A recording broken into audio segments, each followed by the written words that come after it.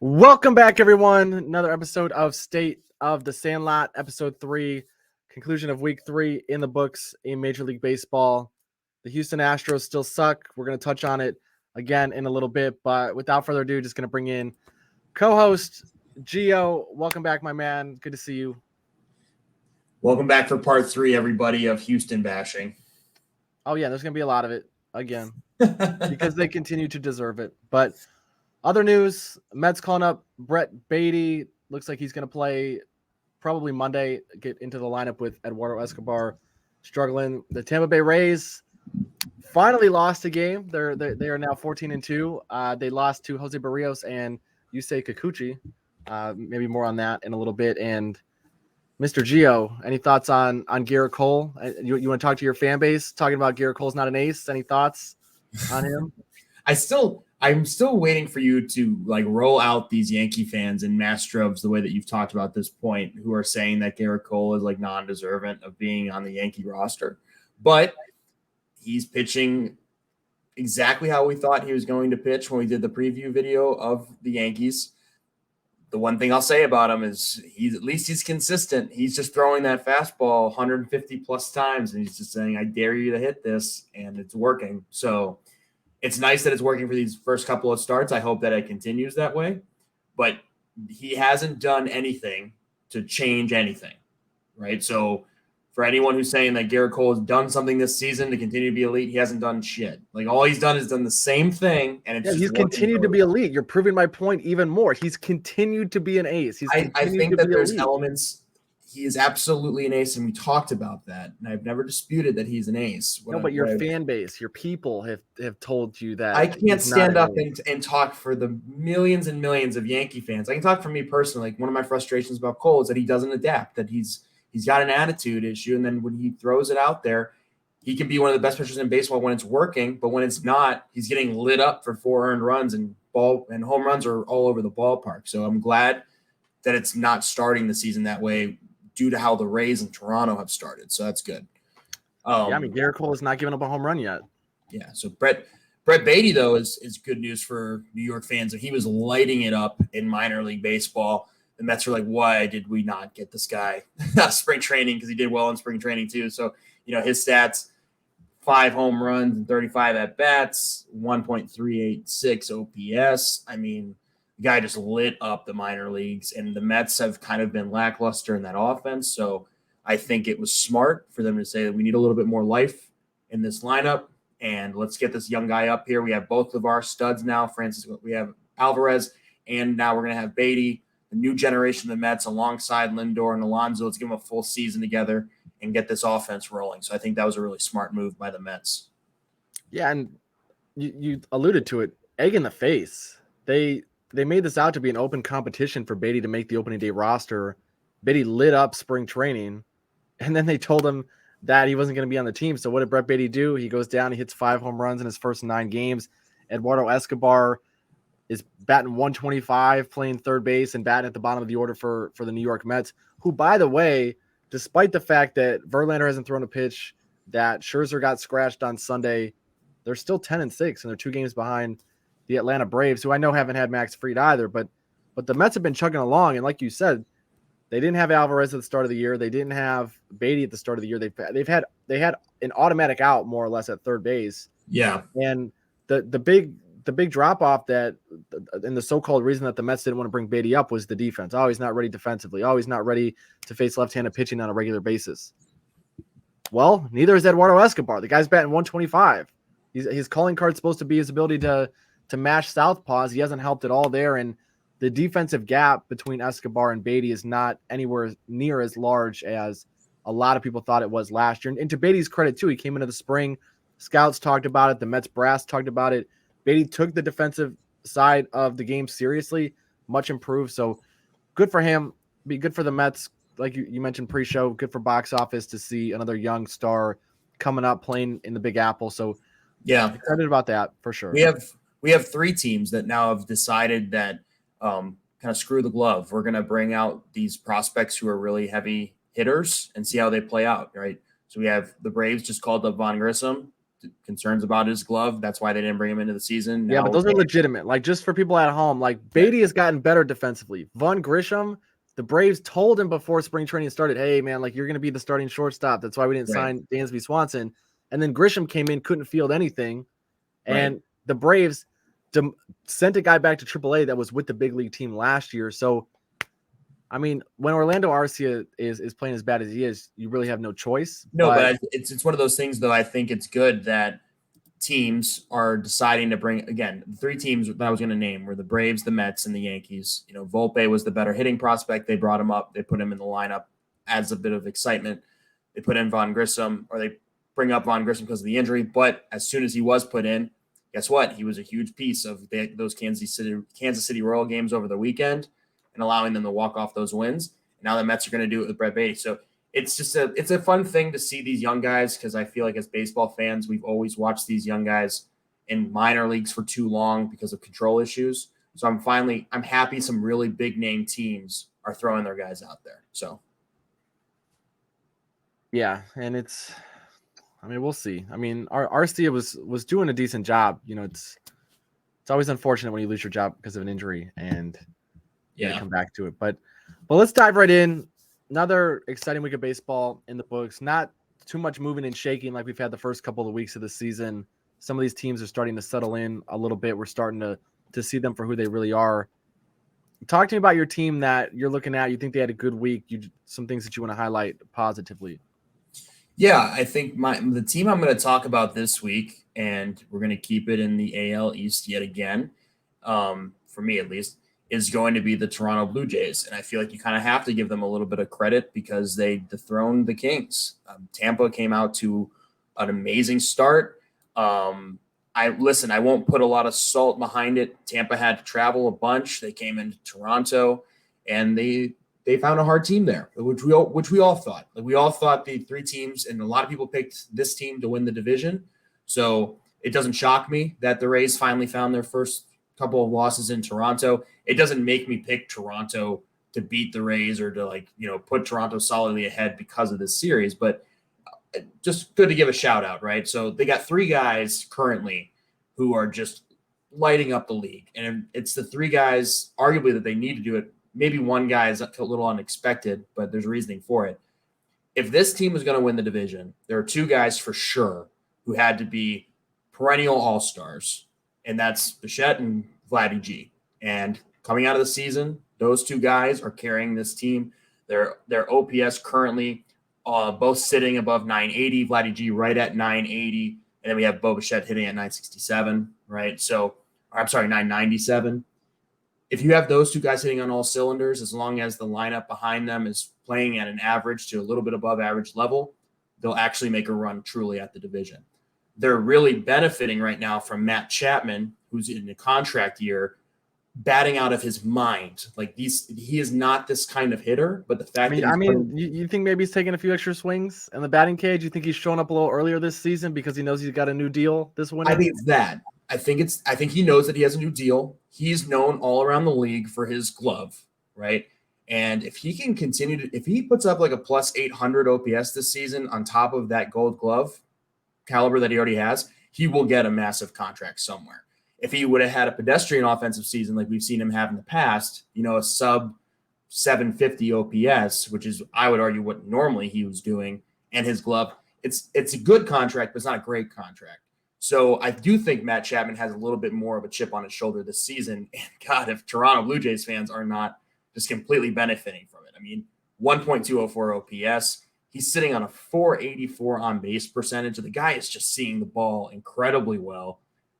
I don't know if we'll continue to see this all season, but if this is, his opening act to a season that's going to get him a massive contract, well, then good on Toronto. The only concerns I have with Toronto is that they still have their faults. So they're not getting enough out of Alejandro Kirk. They're not getting enough out of George Springer and Whit Merrifield. And the Yankees, for all their faults, they're going to get a lot out of their guys. And it's 5 or 6 guys in that lineup that scare you. And it's the same thing in Tampa now. Like, if Tampa's got 2 stars in Wander Franco and Randy that are coming up, Toronto needs to have a really strong lineup from top to bottom. So you can't have Whit Merrifield where he's currently at, which is a 661 OPS. Like, it's not going to fly. Like, he needs to do better. So props to Toronto. I think that they deserve some ups this week. I don't know if they'll be consistent. Who do they got coming up next week? What's their next 6 games? We can pull that up real quick. Well, so let me ask you while I'm pulling this up. What do you make of the pitching staff? Because Alek Manoah looks horrendous. Chris Bassett has lost velo. He's lost spin rate. Yeah, I got it here. But the other two of the other guys in the rotation are Jose Barrios and Yusei Kikuchi. So if you're telling me that Manoah and Bassett are not going to come as advertised, I mean, they had a good week. They beat Detroit. They took 2 out of 3 from Tampa. Like you said, Tampa had to come through customs. Tough travel situation for them. Now they have to go play Houston, who sucks, and then they go get the Yankees and a couple other soft spots on the schedule coming up with the White Sox and the Mariners. Boston. Yeah. But I mean, what do you make of this starting pitching staff? I mean, the offense, you mentioned top heavy. They got 3 guys right now that are shouldering the load, and unsustainably so. You're not going to have those 3 guys flirting with 1,000 OPS for the season. Maybe you're not going to have Springer sub 700 OPS for the season, but there was some regression in his zone contact rates last year. Merrifield has been on the decline for a couple of years now. Like, it looks like a lineup that's going to be very top heavy. So if you don't have starting pitching that's going to give you a chance to win every day, I'm just curious. Like, I know you're talking about them positively this week, and no, I'm not discounting that whatsoever, but what are you expecting from them going into this Houston, New York part of their schedule? Sure. So, well, I'll disagree with you on one point. I do think that Bichette and Vladdy G are capable actually of flirting above that 900 OPS to 1,000 OPS. That's what those guys were meant to do in Toronto. So if they're finally between 900 and 1,000 is a big difference. But hold on though, right? So Vladdy G is more than capable of putting up an MVP caliber season of doing 1,000 OPS. He is. Now, is Bichette capable of doing that? Maybe, but he should be around. He should be flirting with it. If this lineup is what's going to be advertised that we've had for the last 3 years about how Toronto is going to be the next coming of Jesus, then those 2 guys need to perform that way. So I don't think that's out of the realm.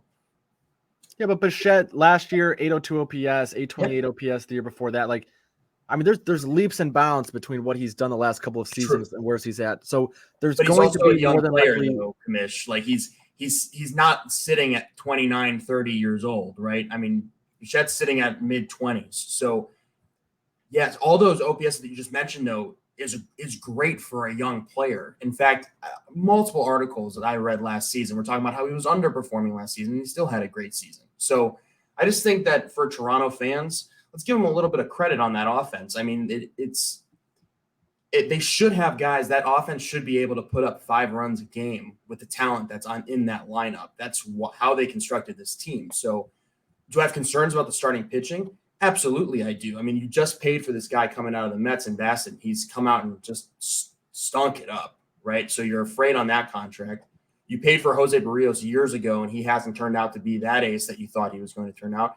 And then you brought in Yusei from the Mariners, and, you know, he had a bunch of hype coming over from Japan. And this season, he's done actually pretty well. Like, he hasn't been the guy that we saw last season, which is arguably one of the worst pitchers in baseball.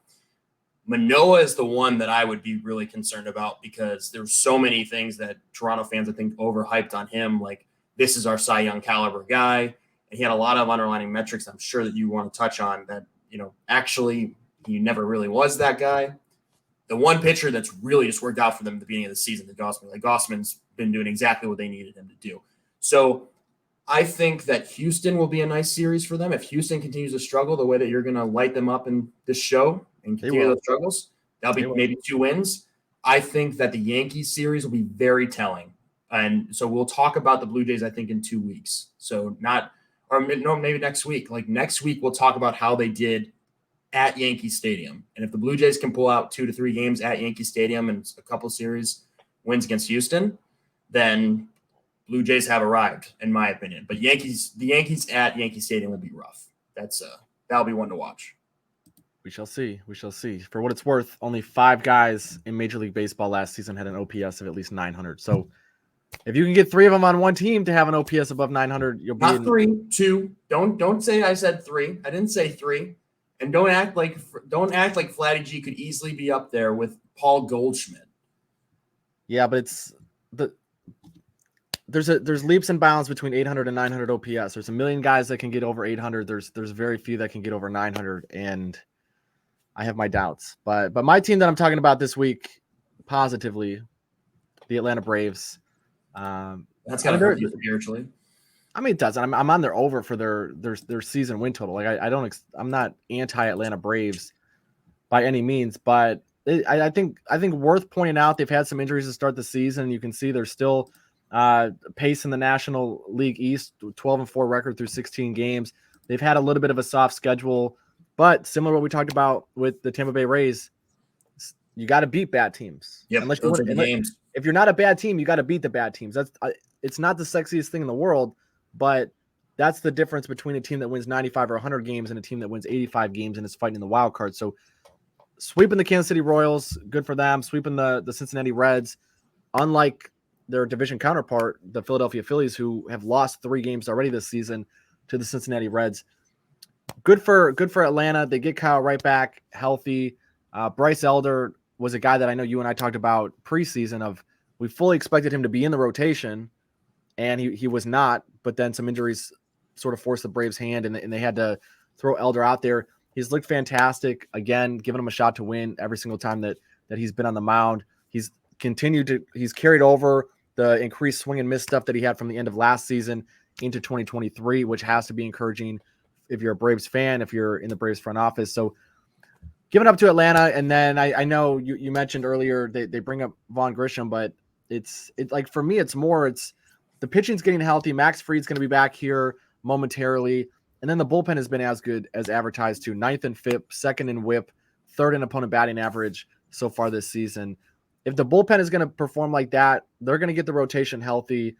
They're going to be able to run out Kyle Wright, Max Fried, Charlie Morton, Spencer Strider, Bryce Elder. Like they're a team similar to the Rays and some of the other really good teams that we've talked about. They're going to give themselves a chance to win every game, especially if Acuna and Olsen and Austin Riley and the big boys are able to drive in runs the way they've been able to begin the year. So Atlanta Braves looking good. It's going to be fun to watch Vaughn Grisham, at least at the plate. We'll see how he does with the glove. Any thoughts from you? Yeah, I love what I see from the Braves. I picked them to win the division. They're making me not a liar, so I appreciate that from Atlanta to begin the season. I think what you said is very impactful. The fact that they're dealing with all these injuries and they're still holding on to the top of that division and only losing a couple of games, and the games that they have lost have been really to like San Diego. They lost a couple of games there, and that's a really rough team. I think it's great. The fact that you can sweep Cincinnati and Kansas City while dealing with injuries is awesome. I think a lot of teams would use that as excuses like, oh, yeah, of course we dropped a couple there because we're injured, and this team is really picking up the pieces. Acuna Jr. is putting up a great start of the season. A lot of people thought that there was a chance that he might start cold. I think that's clearly been set aside. I think this is Acuna who's going to put together a solid season. I don't know if he'd put it together an MVP season, but a solid season nonetheless. Matt Olson has figured out to get his swing together at the beginning of the season, which has helped him. So nothing but positive things to say. I don't have anything negative to say currently about the Atlanta Braves.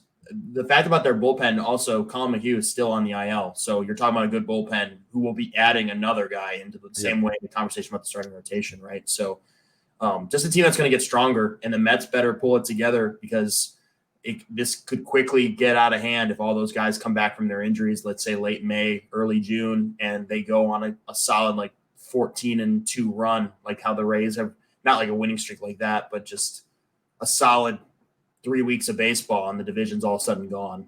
So will be interesting to see. For what it's worth, Ronald Acuna currently the runaway leader in terms of an NL MVP, at least in terms of sportsbook odds at the moment. You can see that Acuna as low as plus 375 on MGM, actually plus 300 on DraftKings. No one else shorter than plus 800 at this point. You can see his teammate Matt Olson at 9-1 at DK, as high as 12-1 on Caesar. So 2 of the top 3 guys in the NL MVP race right now, batting in the same lineup. You're in pretty good shape, potentially adding some more reinforcements if Vaughn Grisham can manage to field a fair number of ground balls at shortstop. So the offense will be something to be reckoned with. The pitching staff, like we just said, is great. Also, shout out to our guy, Sean Murphy, who we said was the best player in baseball that no one knew about preseason, or maybe the most underappreciated player in baseball. We talked a lot about the glove defensively, but an OPS over 1,000 to begin the season, already approaching 1 WAR for the year. So shout out to our guy Sean Murphy, making us look not like idiots, as you just said so eloquently a minute ago. Let's shift gears, though. A couple of teams that we just talked about looking really good across the last seven days. Talk to me about a team that has not impressed you so far this season, or it looks a little bit sluggish as we get through the midway point of the first month of the year. Yep. And I'll ask you to bring up their last couple of games so we can talk to the people from the screen here. We're going to talk about a team that I watch a lot, and it's because I live in the grand old city of Cleveland. We're going to talk about the Guardians. I might piss off a couple of friends of ours who watch this show, but you got to talk about how pedestrian I believe that they have looked offensively coming into this season. And I sum that up really from watching this last series against Washington. The Washington Nationals are one of the worst run teams in all of baseball. I can make an argument that Cleveland is the best front office in all of baseball on how they develop and how they basically structure their team. And to watch these games be close, all 3 games, and then to lose one was horrendous. The weather wasn't crazy. There should have been no excuse. Like Cleveland should have been on the mound too. Like right. Bieber went out there, gave you a chance to win, and the bullpen gave it away. I mean, we were talking about that game on Friday where it came down to Karinchak and Clase closing out that game for them. And like, thank God that they have them, because the Washington Nationals looked like a competent team. And it's really about the struggle in offense that Cleveland has. So just a couple of things to highlight there. I mean, their team OPS right now is sitting at 689. That's one of the worst in the league. And Cleveland's never been a slugging team for the last 2 or 3 years, but they've been one of the most well-disciplined teams. And we're not seeing that play out. Their on-base percentage is 15 in the league. It's historically been in the top 5. Like, these guys are able to get on base and play a version of small ball these last couple of years to win close games. And at the beginning of the season with a Minnesota Twins team that's starting hot, what are you doing in Cleveland? Like, no one can get the ball out of the park either. They're currently ranked tied for 30th with 8 home runs. And it's abysmal. Like, Jose Ramirez is not hitting the ball out of the ballpark. Josh Bell isn't hitting the ball out of the ballpark. Naylor is looking horrendous, right? So those are your 3 guys that, hey, these could be all 30-plus home run guys if you believe the hype in Cleveland. If you listen to sports radio in Cleveland, listen to all the articles that are coming out, how the Guardians are going to win 95 to 100 games. How is that possible? Because I'm looking at an offense that's going to hopefully scratch you 89 to 90 wins and lose the division. Like, that's the offense I'm watching right now. And the pitching, you lost McKenzie, so he's hurt for a good while. I mean, you're throwing Shane Bieber out there, which is good. But what you're going to do? Savali and Plesac, like, these guys are going to win you the division against a reconstructed Minnesota team. And by the way, a not bad team in Chicago. Like, Chicago's not horrendous. Now, they're not great. Like, I would never pick them to win the division. But on paper, they actually look like a pretty threatening ball club. So at the beginning of the season, if your number 1 guy in your lineup OPS is Mike Zunino, that's a huge issue. And if your number 2 guy is Miles Straw, that's an even bigger issue for leading OPS currently for the Guardians, right? And you got Jose sitting at 868. So I think this is something that they really have to look into. They really have to turn this around. I'm not sure what it's going to take from Tito to kind of change the game here, but something's not working. They got to piece together this offense. It's an issue. Yeah, no disagreements. They haven't performed well so far. You mentioned the home runs. They're 28th in ISO. They are 25th, I believe, in OPS. We can refresh right here. They're 25th in OPS, 28th in ISO after a couple of weeks of action. I think fortunately you take a look and you're 1 game out of first place. And like you said, the White Sox are terrible. Like, it clearly wasn't just a Tony La Russa issue. The Tigers are swinging missing at ghastly rates. The Kansas City Royals, it's kind of amazing that the Royals only have 4 wins, because the press around them has been relatively good. With I know Bubich just hit the IL, but he was throwing the ball well. Brad Keller revamped his pitch mix a little bit. but the division is the Guardians and the Twins. So if you're the Guardians and you're like, we're 9-7, we haven't played well at all so far, we're a game out of first place. The thing though, like you said, Tristan McKenzie out for the foreseeable future, Aaron Savale on the injured list right now. I mean, you're turning to guys in the rotation that don't have a lot of experience, or Zach Plesac, who has a lot of experience, but not somebody that you want to be throwing out there every fifth day. It's tough. I mean, the one thing that Cleveland has going for them, which you mentioned, is like they're leading the league in stolen bases. They have 5 guys who can steal bases. So if you can get on base, Ahmed Rosario, Miles Straw, Jose Ramirez, Stephen Kwan, all of them can steal bases. Andres Jimenez, like you have 5 guys. It's probably more than any other team in baseball. You have 5 stolen base threats minimum in your lineup on a day-to-day basis. So there's hope there. I think there's a safe floor for the Guardians. Like I can't see, even if the pitching totally falters, I'm not seeing this team falling off the map, but the Twins are legitimate. And can you do me a favor though? Go back to the standings real quick, right? Because this is why I bring this up. So we're talking about the AL East being a gauntlet, right? Baltimore, Toronto, Tampa, New York, all of those teams are looking like playoff caliber teams, right? Baltimore needs to figure out their pitching. It's the opposite problem for Baltimore. Their offense has been clicking, but their pitching needs to be figured out. Yeah, they're losing games 12-10. It's insane. So in the AL West, Texas looks like they're actually going to maybe come to play. Seattle, we know, is not going to stay the way that they have been playing. Houston, we know, probably won't stay the way that they've been playing. There are a lot of like competitive teams for a wild card position. Like if you're the Guardians, you need to try and win this division. You do not want to be in a race where the Yankees, the Blue Jays, the Orioles, the Mariners, and Houston can all be competing in the same race. And Cleveland won't win that race. They don't have the offense and some of the teams that I just mentioned to compete. And you're not going to beat those teams 1-0. You just won't. And I'm even looking at the Yankees, and I'm petrified that the Yankees will wind up in that wild card race, right? But I can tell you this: if Cleveland runs into a Yankees and getting up to the wild card, Yankees aren't losing a game 1-0. Like you got to beat the Yankees by scoring runs. So you got to beat Baltimore by scoring runs. So Cleveland's really got to, if this isn't working coming at the end of May, they got to look into trading. They got to look into something to shake things up. Young guy coming up from the minors.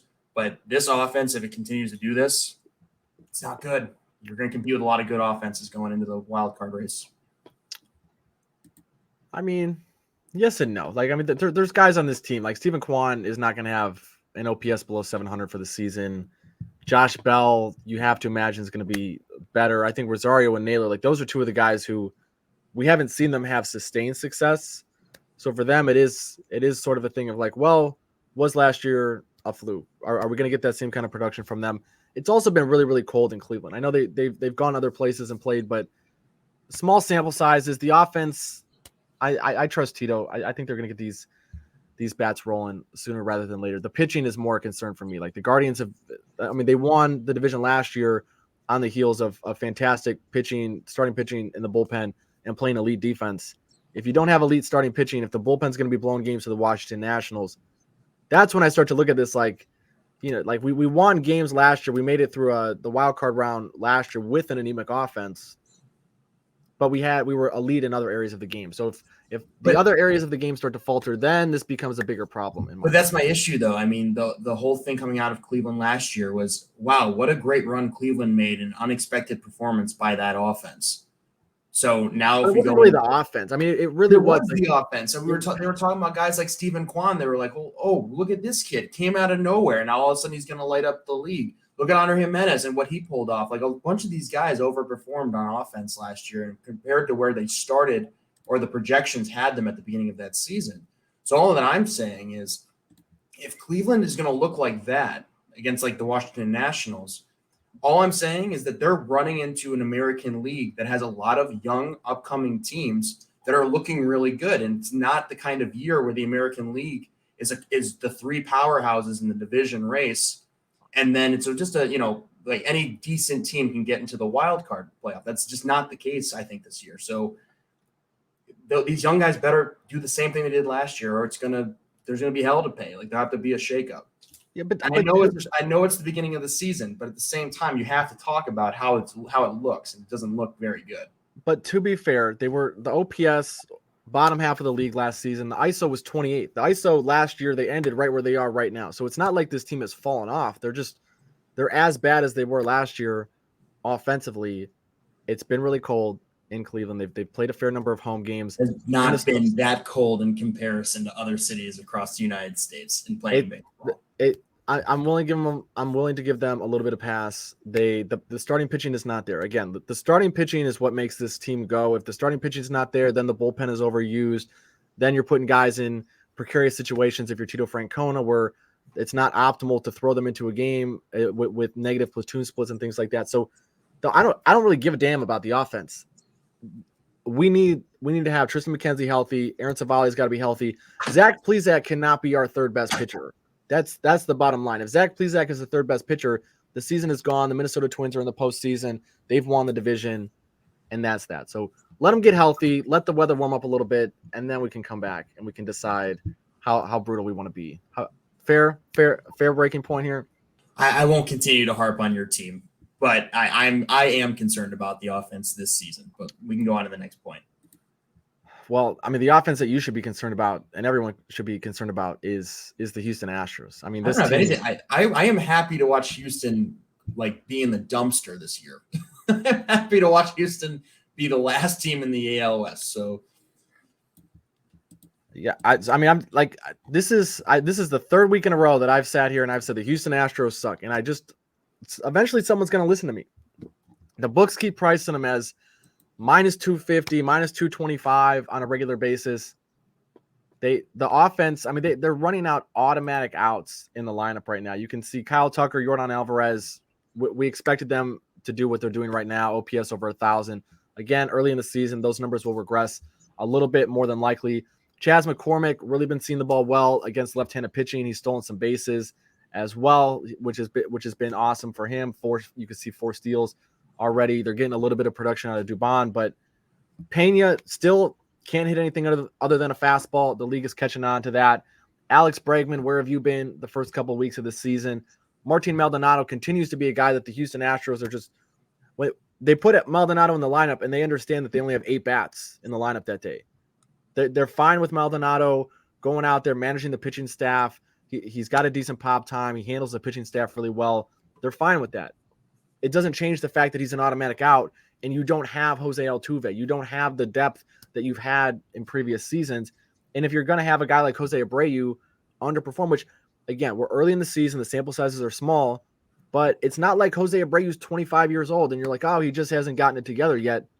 There's reasons to believe that someone on the back half of their career could have a subpar season. And I'm not saying he's going to have a 584 OPS when September comes around, but you need him to have probably north of a 750 OPS if this team is going to be competitive on a regular basis.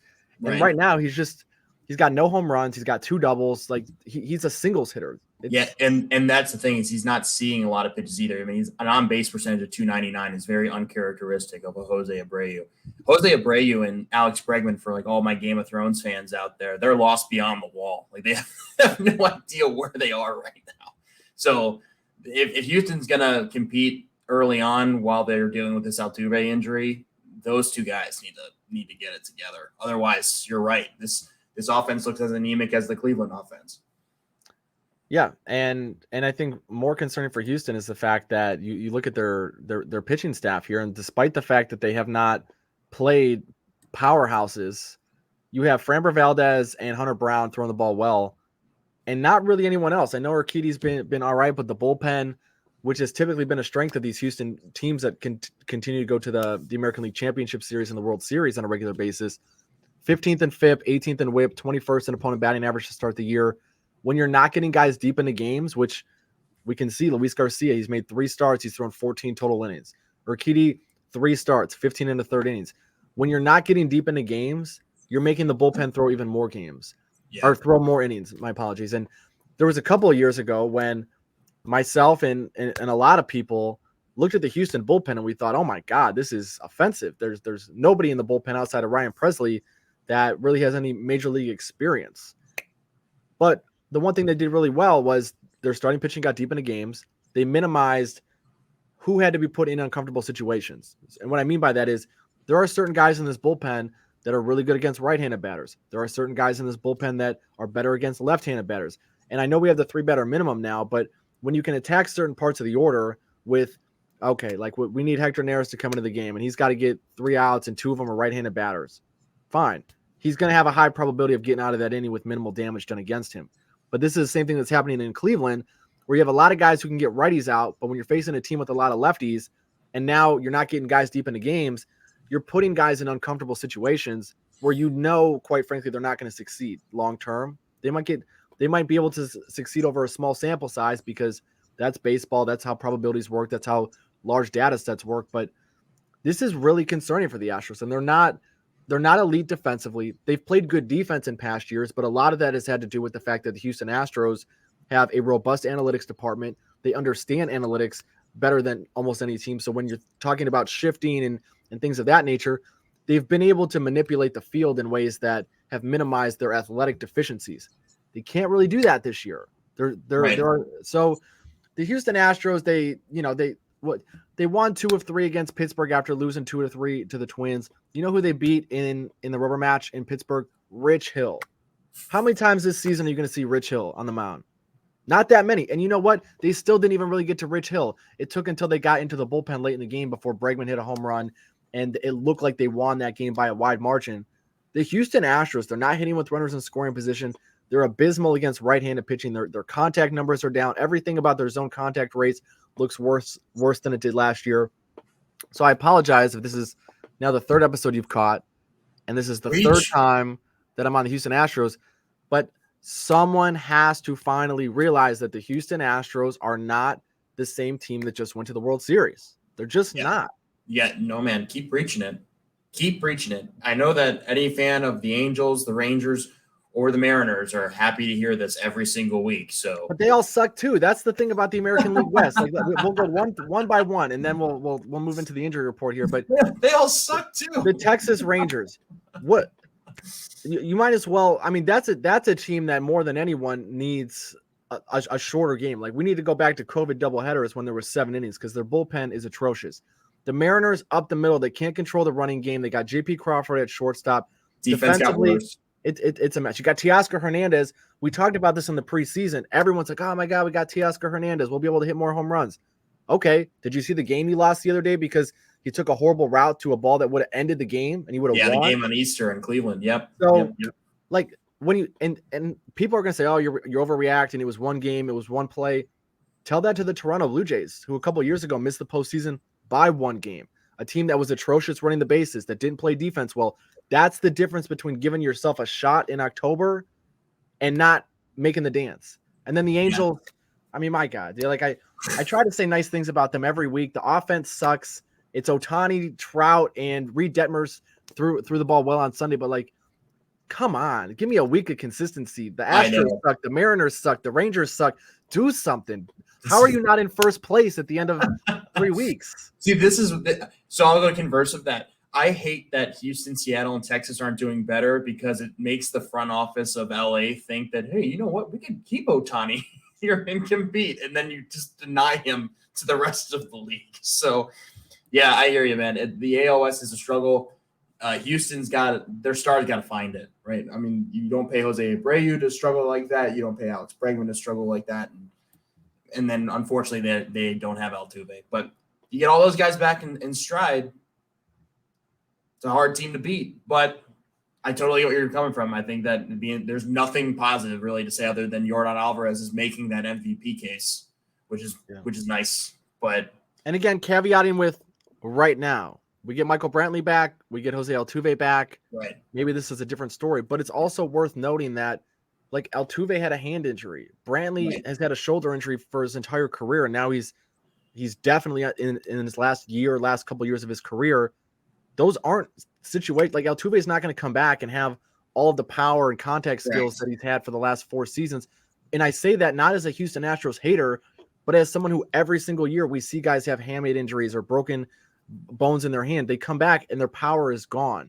Michael Brantley, when is the last time we've seen Michael Brantley for more than a couple of months do anything positive on a baseball field? And I say that as someone who loves Michael Brantley. There's just a lot of question marks in Houston that I think everyone's like, oh, it'll be July soon. And, you're going to look like an idiot, Commish. All right. Like, I'm willing to go out on a limb here and say maybe, because if those guys come back and they perform well, fine. But the roster that they have right now is just not going to get the job done. They're not a playoff team right now. No, they're not. And you know what? Off those points about Altuve, we can go into the injury report this week because the injury report is chock full of some actually very reputable names. Just to list off a couple, you got Tristan McKenzie.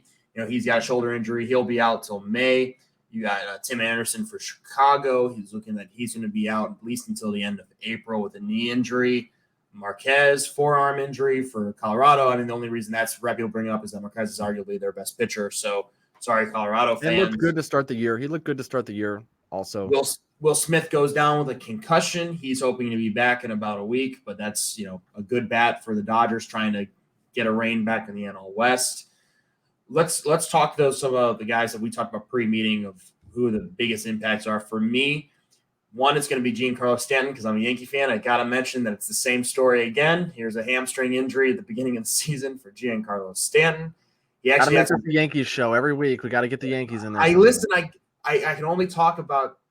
You brought up Garrett Cole. I got to bring up the fact that I brought up Garrett Cole to tell the Yankees fans to shove it that you should be grateful to have one of the best pitchers in the league. Then let me speak for the Yankee fandom when I say yet again, here we were watching Giancarlo Stanton saying, "Oh my God, he's going to hit 45 to 50 home runs this year. He's off to a great start." And here's a hamstring injury that's going to put him out to the end of the month. So I mean, he was off to a good start. I mean, he had 4 home runs in 13 games. His in the zone contact percentage was up. He was hitting the ball well. He was seeing it, and again, hamstring injury. I mean, the guy is just so jacked that I just honestly believe that his body at this point is like he gets out of his car to go out into the game, and he might pull a hammy just getting out of his car. So it's just the poor guy just can't catch a break. The most significant injury for me offensively, and then you can talk about the pitching. The two most offensive, in my opinion, is the Red Sox just lost the guy who was basically lighting up the league in Duvall. We talked about it the last show. We didn't really know what the official injury was, but I watched it during the game, how he went down on that wrist in the 9th inning. Turns out it's a clean issue there. He's going to be gone until June. Now, was Adam Duvall going to be the guy who's going to light up the league for the whole season? Probably not. The issue for the Red Sox now, though, is they were relevant and really staying in this AL East race early because of how well he was doing. So you lose a guy like that, the momentum of your season. I'm curious to see if the Red Sox can still put up what they have been doing the last couple of weeks. So that's significant.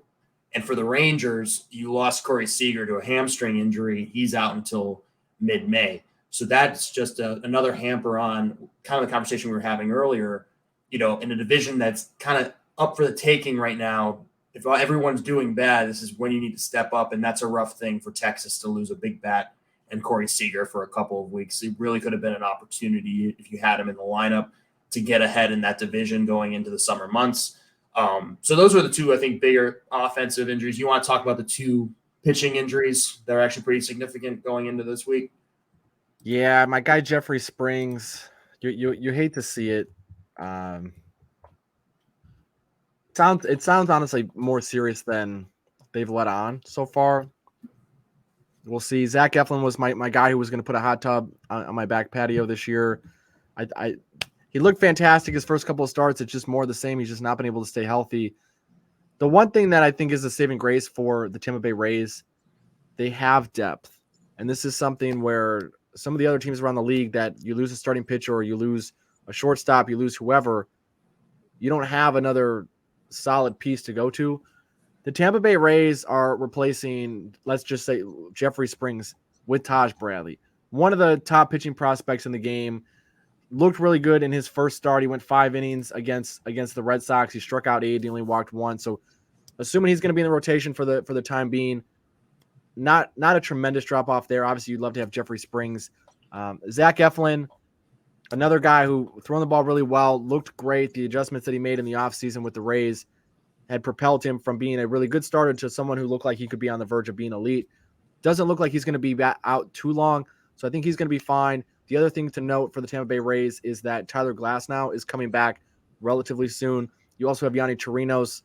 The Tampa Bay Rays are also the best team in the league at managing bullpen games and figuring out how to do that without obliterating their pitching depth over the course of weeks and months. So I don't think they're in a bad spot, but it is a situation where the Rays did just win 13 in a row, as we mentioned at the top of the show, and they're losing 20% of the rotation that helped propel 13 wins in a row. So Yep. significant, not backbreaking, but it is significant. Taj Bradley is still very young. He doesn't have the veteran experience that Springs has. And I know Springs hasn't been at the forefront of pitching conversations for many years, but had really started to do some nice stuff, added the sweeper this year. I mean, just looked downright filthy. Will be interesting to see what Taj Bradley can do, getting multiple turns through the rotation. Hopefully Glass now comes back. Bottom line, though, is the Rays are hitting the baseball a lot better than they did last year. If they can continue to put runs on the board at the rate that they have, then they'll be able to weather maybe even 1 or 2 days a week where they're not going to get the elite starting pitching that they got the first 15, 20 days of the year. Yeah, just other two guys, and we'll make it quick. Brandon Woodruff, he's going to be out until 5/10 is the estimated date, right? But he's probably going to need a rehab start. He's got a shoulder injury and all that kind of stuff from Milwaukee. They got off to a hard start. That kind of sucks to lose a top guy in your rotation. And then Verlander looking to hopefully make that comeback by the end of this month. So that kind of wraps up the IL report there. Now we go into those segments that we like to do about highlighting players around the league. Do you want me to roll off with that, or do you want to mention your? Yeah, why don't you kick it off? Right. I know you're pretty excited to talk about your guy. Okay, I have to talk about him, right? Because I mean, got to talk about Luis Arias in Miami. So there were so many articles you can read right now, and there was a great article. I highly recommend everyone go to MLB.com and find the article about Luis Arias. It just came out, I think, yesterday, about what he's doing and the power that's coming off that bat almost being nil. Like, he has no power on his bat whatsoever. So, and yet he's got a 1.1 OPS, 1,000 OPS, right? One of the best hitters in the league, currently sitting on a batting average about 471. The guy is truly just bringing back an old school style of baseball. He looks like Tony Gwynn out there, if we have some couple older watchers of the game, right? So he's just consistently getting contact. He's not putting the ball in the stands, but he's so exciting for a Miami team that we talked about in our preview that's just begging for something to hold on to, just something that they can call their own. And if it's going to be a season like this from Luis Arias, who's going to maybe be the batting champion again this year, and who knows, man, we haven't seen a guy bat over 400. I don't think I'll see it in my lifetime. Tony Gwynn got close to it in batting around like 380s before the strike in 94. Who knows? Maybe we'll see it. If anyone can do it, it looks like this guy can in the first 2 weeks of the baseball season, right? But one thing that was highlighted in the article, and I just think this is just absolutely insane, and I'll read it word for word here. He has a 25.6% hard hit percentage, right? That's balls batted about coming off the bat about 95 miles per hour. Out of 43, only 11 balls that this kid has hit, it's 95 miles per hour to 100 miles per hour, and he has an OPS of over 1,000. That is not at all common to our regular viewers at home who don't really know those stats. That is not a common stat. If you have an OPS above 1,000, you're definitely hitting the ball harder than how Luis Arias is hitting this baseball. And he's only barreled one of those balls. So the guy is truly just a pure hitter, and it's so much fun to watch in Miami. It's really worth covering. I don't think he's going to have a slowdown which will take him below the 300 batting average again this season. Like, he will be, I think, a really fun piece for a franchise that's really struggling to hold on to something. So I think that's great for Miami. Yeah, it's interesting. Last season, he ranked in the 7th percentile in hard hit rate, and he's in the 9th percentile so far this year.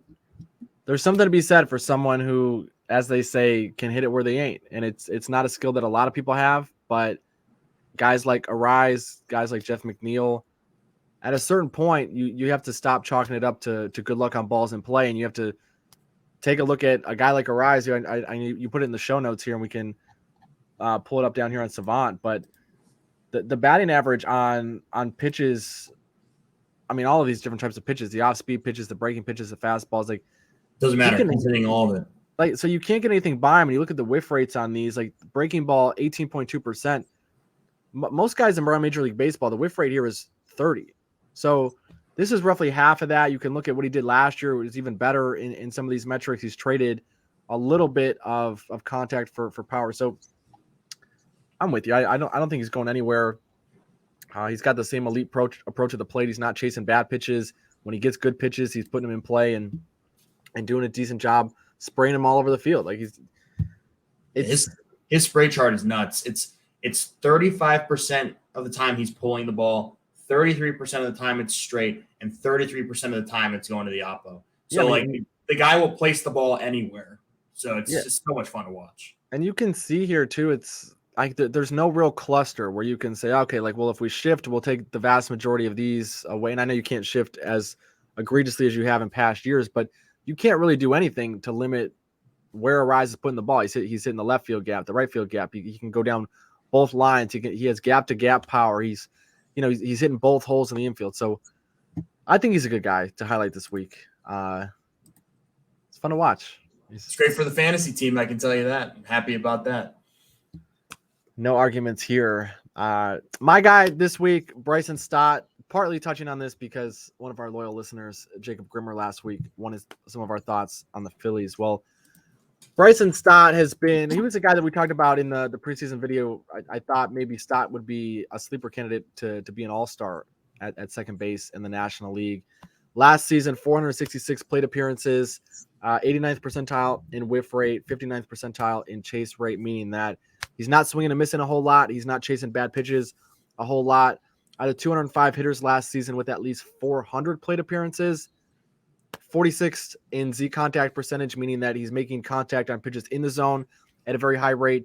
10th in O contact percentage, meaning he's making contact on pitches outside of the strike zone at a very high rate. So what that means is he's a tough guy to get balls past. And what that means also is that he's putting a lot of balls in play. So his Savant chart doesn't look like an MVP candidate. You can see looks average gross. exit velocity, max exit velocity, the hard hit rates, like the barrel rate. Like he's not a guy who's going to hit 30 home runs. He's not a guy who's going to flirt for an MVP, but you're playing the Keystone. I mean, you're at second base. You don't need a guy to hit 30 home runs, but Stott, as of this video, tied for the major league lead in hits, fourth in batting average. He's hitting both right and left-handed pitching really well. So there's not major platoon splits to where it's like, Stott could go into a prolonged slump, similar to what we saw with Arise. Like there's not a distinct type of offering, a breaking ball or an off-speed pitch where it's like, oh man, Stott has no idea what to do with that. So I like him a lot, but I say that in the context of I like very little else about what the Philadelphia Phillies have done so far. Yeah. Bryce. So the positive news for the Phillies fans is it sounds like Bryce Harper is ahead of schedule, taking batting practice on the field and playing at first base. Playing first base, which frankly they need someone to play first base with Hoskins going down and then Hall going down. But the big thing with the Phillies is the approach at the plate has been horrific. They're swinging at a ton of bad pitches. They're not making contact enough on hittable pitches in the zone. You can see they're near the bottom of the league in OPS, ISO, like every relevant offensive metric as a team, they're near the bottom of the league. And this is saying something because on Sundays, they scored 14 runs. They scored 8 runs on Friday. They had a win earlier in the week where they scored 15 runs. So you have 3 games that are not representing the average or the expected output for this team on a day-to-day basis. You have 3 games that are skewing their stats in a way that make them look less abysmal than they have been. But look at this. 0 runs against the Reds, 2 runs against the Reds, 2 runs against the Marlins, 4 against the Marlins. They even some of their wins, they've struggled. They had 4 runs against the Yankees in their first win of the season. So that's all very problematic. The other thing that's very problematic here is that the Philadelphia Phillies, their bullpen has been downright disgustingly bad. And I say this as someone who before the season was like, oh my God, you got Dominguez, you have Bellotti, you have Connor Brogdon, you have Craig Kimbrell, you have Soto, like you have all of these guys, Jose Alvarado, like you have all of these guys in the bullpen, and then you have a manager who knows how to insert guys into the game at the right time. The problem is the starting pitching has been horrific, and you're not putting guys in games with the lead. You're putting guys in games similar to how we talked about Cleveland and Houston so far, where it's not advantageous spots. Like you just need arms because the bullpen's being obliterated night in and night out. Aaron Nola's not getting deep into games. Zach Wheeler's not getting deep into games. Taijuan Walker finally had a good start, but isn't getting deep into games. Matt Strahm isn't fully stretched out to go 5 or 6 innings. It's a problem. Bailey Falter, as much as I like the guy, he's a back end filler type of pitcher. He's not a middle of the rotation guy. He's not an ace. So when you have a team that's not hitting the ball well, their approach at the plate is flawed, signaling that they're probably not going to hit the ball well anytime soon. The starting pitching hasn't come around, and the bullpen is atrocious. Yeah, they're 6-10. What are they? They're 6-10. Don't sugarcoat it. they're 6-10. They're in fourth place in the National League East. They need Bryce Harper back, but Bryce Harper doesn't do all of those things. Bryce Harper's not a starting pitcher. Bryce Harper's not in the bullpen. Bryce Harper's going to play first base, which frankly is one of the least important defensive positions on the diamond in terms of impact on your team. Correct. You're not giving away too many outs at first base from the best first baseman to the worst first baseman. So, yeah, are the Phillies in trouble? Yeah, I mean, yeah, like the Phillies are in trouble, man. Like it is what it is. When you have JT Realmuto not producing offensively the way that you need him to, I mean, you have him. Trey Turner came off the World Baseball Classic looking like Captain America. Was he going to come into everyone thought that he was going to come into the MLB and immediately be the best hitter in baseball. That has not planned out. I mean, he's had a good start of the season. It's not horrendous in any kind of way, but he's not that kind of guy that the hype train was following. The reality is their best three guys are Brandon Marsh, Sosa, and Alec Bohm. So those are your three guys that are leading the Philadelphia offense. That's a problem because you got guys like Kyle Schwarber, Nick Castellanos, Trey Turner, and JT Realmuto, who are really supposed to be the buzzsaw of your lineup. And listen, injuries have plagued them. Like Bryce Harper was the problem, but now they also lost Hoskins, and that was a huge part of their lineup. So they gotta pull it together. Schwarber and Castellanos and Realmuto can't continue to put up the season that they have been putting up recently and expect this team to actually make a run at the division. If anything, they are now a wild card outlier team, and they're playing like it because if there's that, I would argue American League will be a little bit more competitive for like those wild card spots than the National League will be this year. I think the National League will be a little less competitive than it has been in years past. So they have time, I think, to figure it out. They got a lot of big name guys that just need to, get their ass into gear. A little different than like the Houston situation because there's more guys in that lineup who can really make an offensive push. But if this is what we're going to see out of Philly for the next month and a half, Atlanta's not slowing down anytime soon, and I think the Mets are trying at least to do things to jumpstart their team. So, and if Luis Ariz is going to continue to do what they're doing for Miami, then you got some issues in Philly. You guys got to figure some shit out. Because, like you said, the Mets are coming. They are coming. You have to speak that into existence. How much you've put in. Like for me, I just kind of have to sit back and be like, "Yep, Atlanta's good," and I said that they were good. For you, it's like, "Oh God, I've already seen 5 guys from the Mets all go on to the IL, and I need them to pull this together." Yeah, I mean, like again, I'm on the Braves over season win total. I'm on the Mets over their season win total. So like I'm rooting for both teams, but. Yes, the Mets losing Verlander, Scherzer, Quintana, all in the first few weeks of the season. Narvaez. I don't even care about Narvaez. I don't even who cares about Narvaez? I'm focusing on Verlander. I'm focusing on Scherzer. I'm focusing on Quintana. You got that young kid now coming to be the catcher, and like I said in last week's show, and there was a video out. You see Max Scherzer MFing his catcher when he came up to the mound. It wasn't Alvarez, so thank God it didn't hurt his confidence, but it was another Mets pitcher. Scherzer's MFing everyone. Scherzer's MFing himself. That's what I'm saying, man. Like, you got to have those experienced catchers who can put up with the bull, and Alvarez is definitely not that defensive catcher or the framing catcher that a guy like Scherzer, I think, is going to appreciate. So you got some issues over there in New York. I mean, the one thing Alvarez does have going for him, 9th in pop time so far.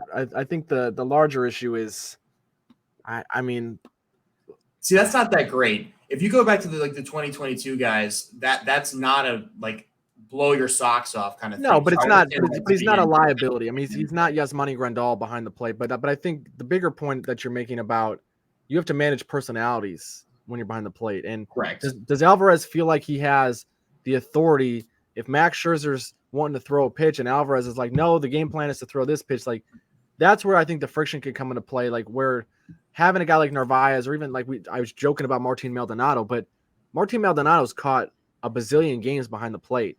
Right. So when he had Justin Verlander on the hill, when he's had Garrett Cole on the hill, when he's had Framber Valdez and other guys in big spots, if Martin Maldonado wants you to throw a pitch, you respect that. Francisco Alvarez, it's like you don't know anything.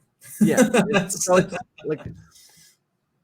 but the Mets will be fine. We're gonna get Beatty up. We're gonna get Alvarez going. We're gonna get. I mean, Lindor and Alonso look like MVP candidates out of the gate. We'll be fine. We'll be fine. But Gio, you're almost a month into your betting career at this point, doing this on a day-to-day basis. What is your lesson that you learned this week? How did things go? What do you have for the community? I had a couple of great days, and then I'll talk more about my bad days because it'll do me more good to talk about my bad days than it will be talk about my wins. As much as I want everyone to hear about my wins, I had an abysmal day. The other one with John Gray and Freddie Peralta and Tyler Mahle, and I learned hard, man. Those K props, they can give and they can take away, because I had Freddie Peralta over 5.5, strikes out 5. I had Tyler Mahle over 5.5, strikes out 5, and then I had I had John Gray, and he gets injured in the second inning. So that was a rough day. Even though I lost those, I'm still very confident in the procedure that I used to get to those picks. So what I will say is I'm not going to change a lot of my process of looking at K props because I have one bad day betting on K props. Like, all the data pointed to the fact that Freddie Peralta was going to have a good game, that Tyler Mahle was going to strike out a bunch of Yankees, and that John Gray was also going to take advantage of a weak lineup he was going up against. So, it is what it is.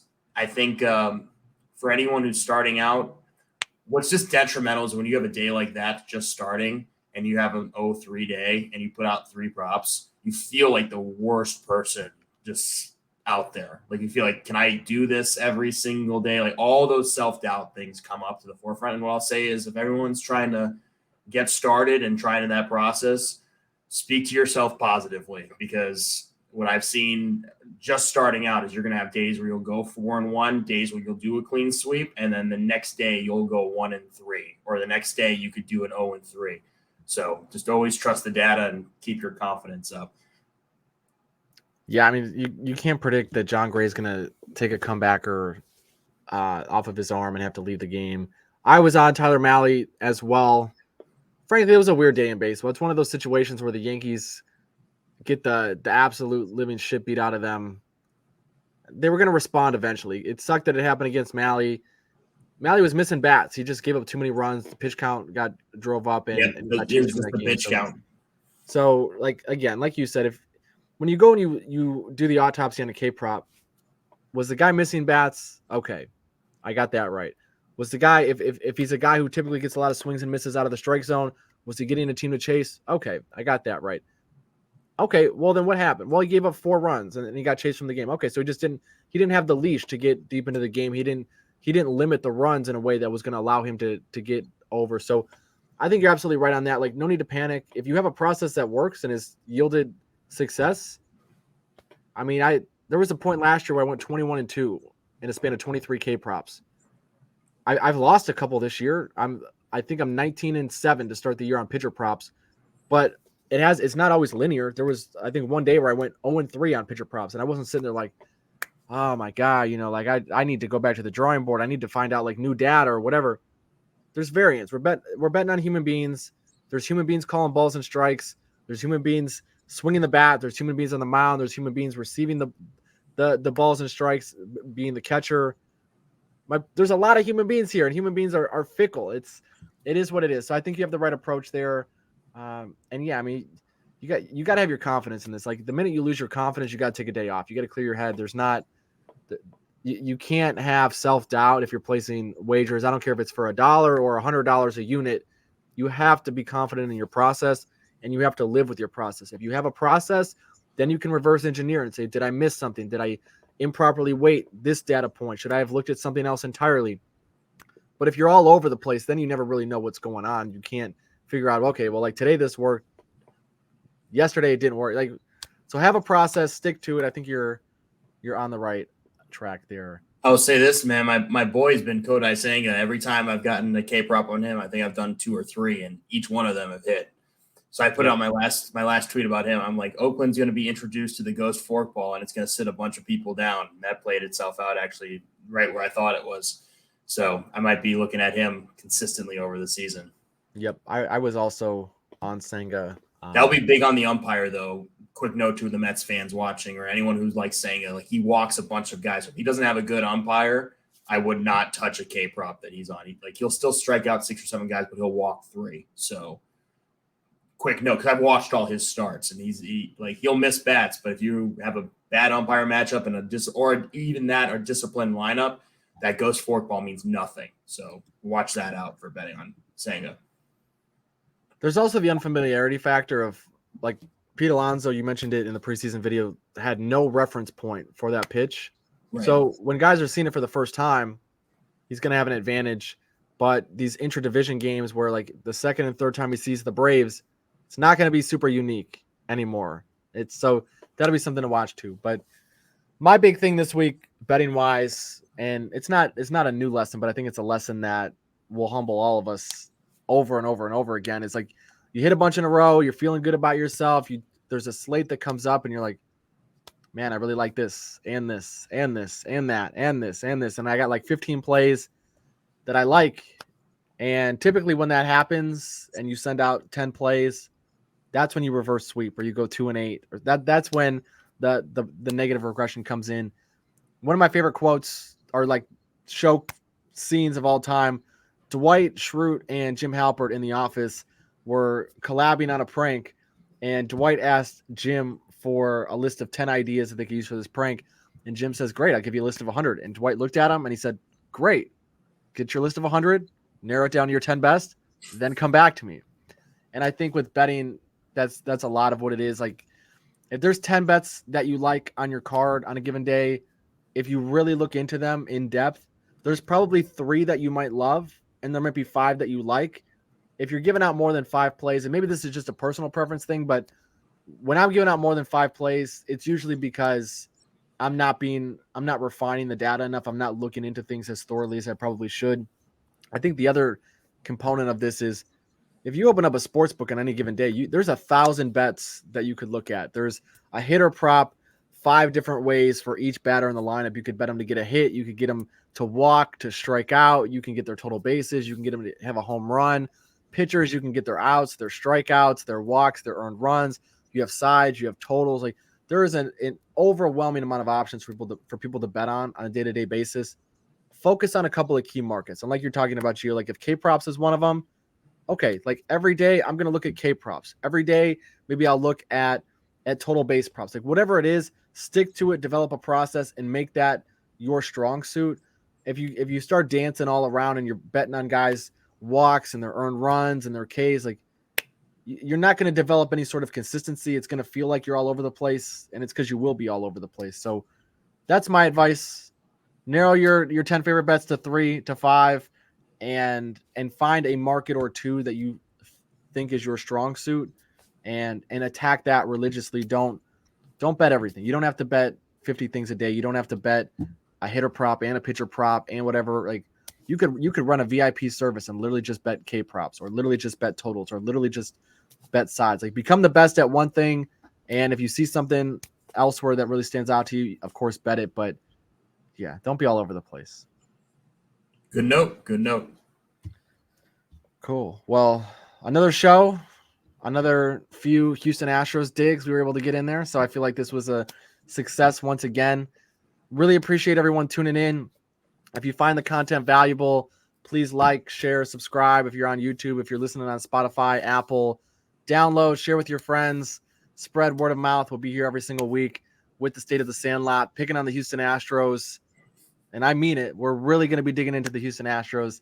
There'll be some Yankees banter. Gio's going to give me some shit about the Guardians if they can't get the bats together. So, Gio, as always, man, appreciate you co-hosting. We'll be back next week.